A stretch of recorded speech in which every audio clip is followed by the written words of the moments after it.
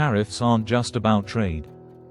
They're a pressure point, part of a larger strategy to reshape global power.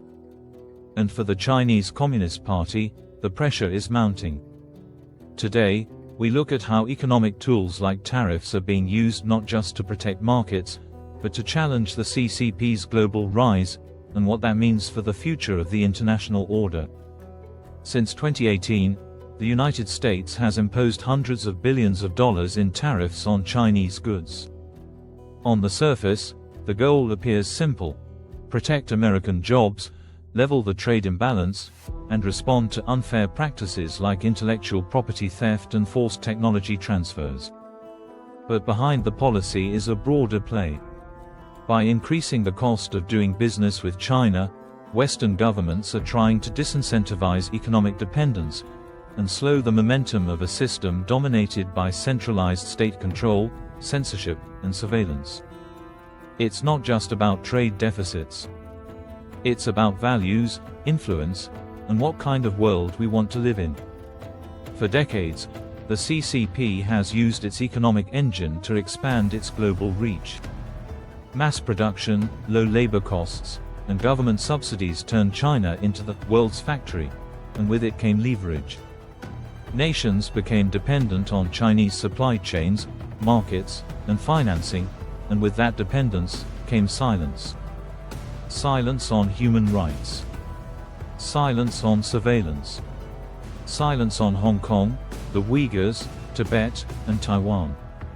Tariffs aim to break that silence. By forcing companies to rethink where they source, manufacture, and invest, Western governments are hoping to delink from authoritarian control without triggering direct conflict. The CCP's power depends on economic growth and social stability. When factories are running, workers are paid, and exports are booming, the system works. But tariffs have begun to strain that machine. US imports from China dropped by over 25% since 2018. Foreign direct investment into China has plummeted.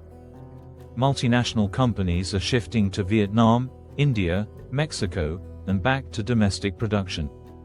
This isn't just lost revenue, it's lost control.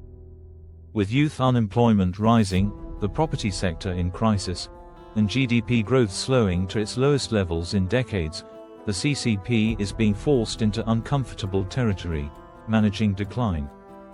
And unlike in democracies, where leaders face elections, the CCP faces something more dangerous: loss of legitimacy. Still, tariffs alone won't dismantle the CCP's influence. They're just one piece of a larger strategy. Add to that, tech restrictions on semiconductors and AI hardware. Diplomatic coalitions like the Quad and AUKUS. Belt and Road pushback in Africa and Latin America. Cybersecurity crackdowns on TikTok, Huawei, and state-backed firms. Each one chips away at the CCP's long-term plan to shape global norms around its authoritarian model. This is the slow play. Not war. Not decoupling. But de-risking, pulling the free world away from dependency, inch by inch. So where does this all lead? The old model, global integration with China at the center, is fading. What's emerging is a new kind of global alignment, one where economic power is tied more closely to shared values. The question isn't just whether tariffs hurt or help. It's whether they help build a world less vulnerable to authoritarian leverage. And the CCP? It's not just being challenged, it's being outmaneuvered, slowly and strategically. This is the Tariff Endgame. And it's only just beginning. If you found this breakdown helpful, subscribe to You Are Here for more 5-minute explainers on the forces shaping our world.